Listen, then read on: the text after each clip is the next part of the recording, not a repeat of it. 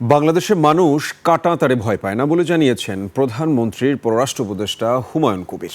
পররাষ্ট্র মন্ত্রণালয়ের সাংবাদিকদের সঙ্গে আলাপে উপদেষ্টা জানান, পররাষ্ট্রমন্ত্রীর চীন সফরে তিস্তা প্রকল্প নিয়ে ভালো অগ্রগতি হয়েছে। ৪৫ দিনের মধ্যে বাংলাদেশের সঙ্গে আন্তর্জাতিক সীমান্তে কাঁটাতারের বেড়া নির্মাণের জন্য ভারতীয় সীমান্তরক্ষী বাহিনী বিএসএফকে জমি বুঝিয়ে দেওয়া প্রসঙ্গে প্রধানমন্ত্রীর পররাষ্ট্র উপদেষ্টা হুমায়ুন কবির বলেন, বিষয়টি পর্যবেক্ষণে রেখেছে ঢাকা। কাটা তার দিয়ে বাংলাদেশের মতো দেশকে এখন ডর দেখানোর মতো কোনো জায়গা নেই। দেখেন, যদি মানুষের সাথে সম্পর্ক করতে চান, বাংলাদেশের মানুষ কাটা তার ভয় পায় না। বুঝছেন, বাংলাদেশের সরকারও কাটা তার ভয় পায় না।